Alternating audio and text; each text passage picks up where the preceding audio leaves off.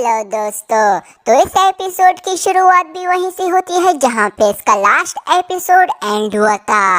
तो अब हमारा ये वाला एपिसोड स्टार्ट होता है। तो हम देखते हैं कि अब रात हो चुकी है, जहां रात का वक्त होता है और हमें यांग का घर दिखाया जाता है। अंदर यांग पानी से अपना चेहरा साफ कर रहा होता है, जिसके बाद वो अपने बेड पे बैठकर अपनी कल्टीवेशन स्टार्ट कर देता है। वो सबसे पहले अपनी फायर पावर से उस ब्लैक मैजिक बुक को बाहर निकाल लेता है और उसे सभी अलग अलग पेजेस में डिवाइड कर देता है, जहां वो पेज नंबर 3 की तरफ देख कर कहता है कि मुझे नहीं पता पेज नंबर 3 में क्या है।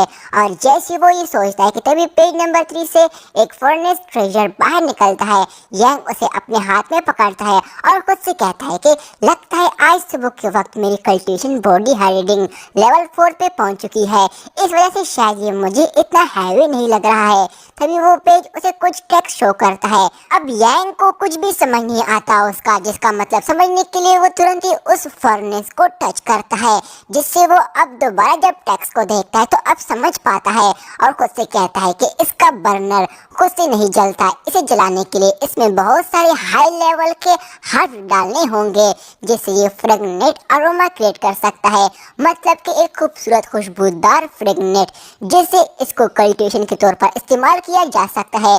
जिस पर यांग उस ब्लैक बुक से पूछता है कि वो किस तरह के हर्ब या जड़ी बूटियां ले आए, जिस पर वो बुक उसे टेक्स्ट में बताती है कि 3 लीफ सोल हेडिंग के फ्लावर्स और एक डेड वुड की ग्रास, जिस पर यांग हैरान हो जाता है और सोचता है कि ये किस किस्म की मेडिसिन है। मुझे नहीं याद आज तक किसी ने इनका नाम भी लिया हो मेरे सामने, ऐसा कभी नहीं सुना मैंने। तभी वो टेक्स्ट पढ़ता है जिसमें लिखा होता है कि ये दोनों मेडिसिन तुम्हारे कल्टीवेशन में बहुत ही हेल्प करेगी। इस पर यांग सोचता है कि अब इसने कहा है तो मुझे यकीन करना चाहिए, मुझे ये किसी माउंटेन में मिल सकती है, पहाड़ी में जाकर ढूंढना होगा, इसलिए अच्छा होगा मैं उन्हें वहां तलाश कर लूं, इन सभी फ्लावर्स और इन्हीं सभी हर्ब्स को। इससे पहले कल मैं गुंगजियान हाल जाकर मास्टर मेंग से इसके बारे में एक बार पूछ लेता हूँ, उसे इनके बारे में अच्छे से पता होगा। जिसके बाद वो उस फर्नेस को रख देता है और सभी पेजेस को भी रख देता है। जिसके बाद सीन चेंज हो जाता है और हमें अगली सुबह का सीन दिखाया जाता है, जहाँ हम देखते हैं कि यांग भागता हुआ गोंगजियान हाल पहुंच जाता है। वहाँ अंदर मास्टर मेंग सो रहा होता है। यांग को देखकर उसकी नींद उड़ जाती है और उसे कहता है कि बच्चे यहाँ क्यों आए हो, कंट्रीब्यूशन पॉइंट्स के साथ एक्सचेंज करना है तो जल्दी से दे दो और चलता बनो। जिस पर यांग उसे कहता है कि नहीं, मैं यहाँ आपसे कुछ पूछने आया हूँ, असल में मुझे 3 लीफ सोल हेडिंग और डेड वुड्स ग्रास के बारे में जानना है। आप इन दोनों हर्ब्स का कुछ बता सकते हो? मास्टर मेंग अभी भी नींद में होता है, इसलिए वो बात करने के मूड में नहीं था। वो सीधा यांग को इंफॉर्मेशन बुक दे देता है। यांग उस बुक को तुरंत ही उठाकर उसे देखने लगता है तो उसे सभी वहाँ हर्ब्स के बारे में अच्छी सी डिटेल्स लिखी हुई मिलती है।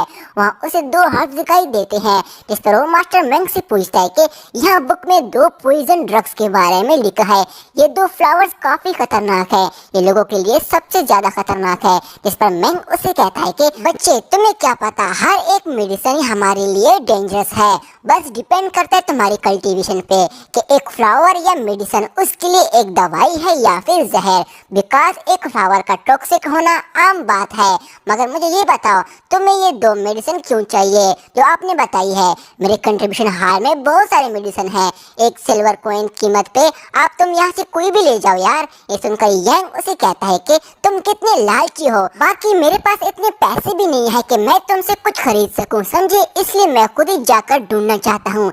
इस पर मेंग उसे कहता है कि तुम मुझे गलत समझ रहे हो बेटा, ये दोनों मेडिसिन काफी रेयर है, इसके फ्लावर इतनी आसानी से कहीं भी नहीं मिलते क्योंकि ये काफी ज्यादा जहरीली होते हैं। कुछ खास लोग ही बस इसको टच कर पा सकते हैं और ढूंढ लेते हैं। मेरे पास काफी अच्छी मेडिसिन है, बट तुम तो कोई भी अच्छा सा अच्छा मेडिसिन खरीद सकते हो मुझसे, मगर तुम्हारे पास तो पैसे नहीं है, इसलिए तुम इसे फ्री में हासिल करना चाहते हो। तो मैं तुझे इनका पता बता देता हूँ, क्या सच में वहाँ जाना चाहते हो? इस पर यांग उसे कहता है कि एल्डर मुझे अपने कल्टीवेशन पे वर्क करना है, मैं चाहता हूँ आप मुझे बता दो। तभी वो खुद से कहता है कि ये मुझे वहाँ भेजने के लिए इतनी आसानी से राजी कैसे हो गया, कुछ तो गड़बड़ है। तभी एल्डर मैंग उसे बताता है कि 30 किलोमीटर दूर लिंगजाओ पवेलियन के पीछे एक ब्लैक विंड माउंटेन है।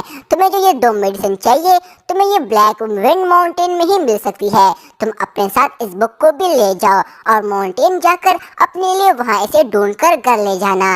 इस पर यांग उसे कहता है कि एल्डर, आपको अगर कुछ चाहिए तो बस एक बार कह दो, मैं आपके लिए भी कुछ भी ले आऊंगा। इस पर एल्डर मैंग तुरंत ही उसे कहता है कि मेरी दुकान में मेडिसिन की कमी है, मैं तो बुढ़ा हूँ, ज्यादा चल भी नहीं, दुकान बिल्कुल खाली हो चुकी है और मैं इसका देखभाल करने की वजह से यहाँ से कुछ कहीं जा भी नहीं सकता, और स्टूडेंट्स लेने आते हैं तो मेरे पास कुछ नहीं होता देने के लिए। ऊपर से मेरी दुकान में कुछ ना होने की वजह से मैं पैसे अच्छे से कमा भी नहीं पा रहा हूँ। मैं चाहता हूँ मेरे लिए वो सब मेडिसिन और वो फ्लावर्स ले आओ जो मुझे जरूरत है। बस तुम ब्लैक पीक माउंटेन जाओ और मेरे लिए वहाँ से कुछ शार्प टूथ ग्रास और कुछ कोल्ड रूफ ब्रांचेस ले आना। और हाँ, शॉर्ट लीड पेंटावलिटा ऐसा कोई नाम है, ये पूरे 10 ले आना। माफ करना अगर तुम्हें कोई दिक्कत हो, अगर तुम ये ले आते हो मैं इसके बदले में तुम्हें जरूर कुछ दूंगा जो तुम्हें चाहिए हो, या फिर बदले में मैं कुछ पैसे दे दूंगा यार, जिससे तुम एटलीस्ट फैमिली के लिए कुछ खरीद सको। इस पर यांग उसे कहता है कि मैं जानता हूँ एल्डर, ऐसा कुछ भी नहीं है जो फ्री के गिफ्ट के तौर पर मिलता हो, पर फिर भी मैं आपसे कुछ भी नहीं चाहता हूँ और मुझे कुछ भी नहीं चाहिए आपसे। मगर मैं समझ गया आप कुछ ज्यादा ही कामचोर हो, अपने हाथ भी आपसे कलेक्ट नहीं होते। खैर मैं आपके लिए आपका काम कर दूंगा, शुक्रिया आपका। जिसके साथ ही वो बुक को उठाकर वहाँ से जाने लगता है कि तभी एल्डर मैंग उसे कहता है कि सुनो बच्चे, मैं जानता हूँ तुम अपना काम करने के बाद भाग जाते हो, ब्लैक विंड माउंटेन जाकर हफ्स जमा कर लेना। अगर तुम एक दिन में वापस नहीं आए तो तुम्हारी खैर नहीं, क्योंकि मुझे मार्केट जाना है, वहाँ मुझे मास्टर लाओ वैंग से मिलना है, कुछ बात करनी उसे। तो तुम्हें मैं कुछ 2-3 दे देता हूँ। खैर तुम्हारे 2 दिन या फिर 3 दिन ऑफ का है, ठीक है, मगर याद रखना जल्दी वापस टाइम पे आ जाना, अपने काम में देर मत करना। इस पर यांग उसे कहता है शुक्रिया एल्डर मैंग। इस पर एल्डर मैंग उसे कहता है कि अब जाओ बच्चे। इसके साथ ही यांग वहाँ से चला जाता है। तभी एल्डर मैंग उससे कहता है कि अजीब लड़का है, मेरी नींद खराब करके चला गया।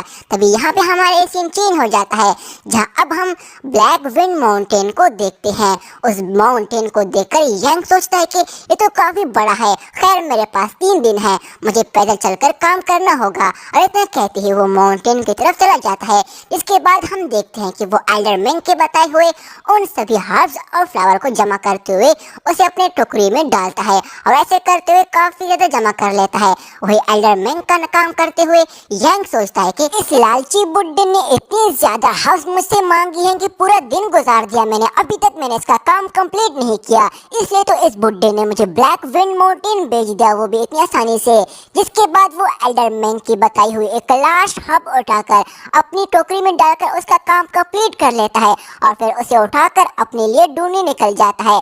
तभी जहां वो रास्ते में खुद से कहता है कि इस बुक के मुताबिक मुझे जो 2 हर्ब्स चाहिए वो काफी जहरीली है, मुझे तो पता भी नहीं है यहाँ कहाँ होगी वो, और कहाँ उगती है और कहाँ पाई जाती है। मैंने ऑलमोस्ट पूरा ब्लैक विंड माउंटेन ढूंढ लिया, मुझे तो कहीं भी नजर नहीं आई। तभी अचानक से कोई जानवर वहाँ से गुजर जाता है, जिसकी आवाज सुन के यंग तुरंत ही रुक जाता है, और जैसे वो पीछे देखने लगता है तभी वो बीस्ट जो कि किसी और के वश में होता है, वो सीधा बाहर आकर यंग पे अटैक करने जाता है। तभी यंग को किसी की आवाज आती है कि लड़के सामने से हट जा।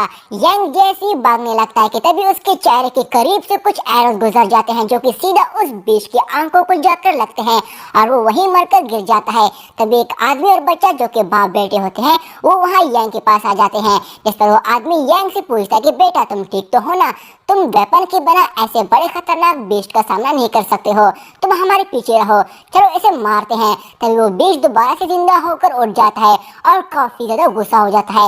यंग उन दोनों के पीछे हो जाता है, वहीं वो बच्चा और उसका डैड दोनों अटैक के लिए रेडी हो जाते हैं। तभी वो आदमी अपने एक एरो से उस बीस्ट पे अटैक कर देता है, बट उस बीस्ट पे जरा बराबर भी असर नहीं होता, उल्टा वो और ज्यादा काफी गुस्सा हो जाता है और फिर फुल तेजी से गुस्से के साथ भागते हुए उन पे अटैक करने आता है। ये देखकर यंग उन दोनों से कहता है कि पीछे हट जाओ। इसके साथ ही वो आदमी पीछे हो जाता है और उस बच्चे को यंग बचा लेता है। वहीं वो बीच भागते हुए सीधा एक पेड़ से टकरा जाता है। वो इतना जोर से टकराता है कि वो पेड़ ही टूट जाती है और वो बीच भी वहीं गिर जाता है। तभी यंग उस बच्चे को उठाता है। इस पर वो आदमी इनसे कहता है कि जल्दी से कवर लो, इस बीच को अपने करीब आने मत दो, वरना तुम्हारा कीमा बना देगा। का।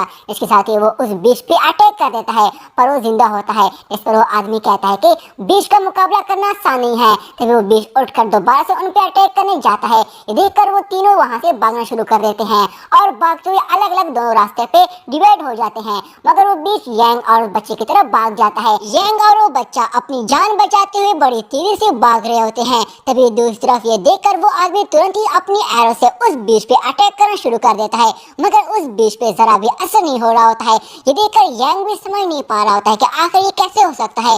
तभी उसे ख्याल आता है कि अब तो मैं एक लोवेस्ट लेवल का डिसेबल हूँ, मैं अपनी पावर से उस बीस्ट का मुकाबला कर सकता हूँ। इसके साथ ही तुरंत ही वो रुक जाता है और उस बीस्ट पे अटैक करने के लिए रेडी हो जाता है। तभी जैसे ही वो बीस्ट उसके करीब आता है कि तभी वो तुरंत ही छलांग लगाकर सीधा उस बीस्ट के ऊपर ही बैठ जाता है। वो उसे अपने पूरे कंट्रोल में करने की कोशिश करता है बट वो रोक ही नहीं पा रहा होता है और ना उसके कंट्रोल में आ रहा होता है। जिस पर तुरंत ही यांग उठते हुए एक सीधा उसे एक जोरदार लात मार के एक चट्टान पे दे मारता है, जिससे वो बीच वहीं गिरकर बेहोश हो जाता है और दोबारा कभी उठ नहीं पाता।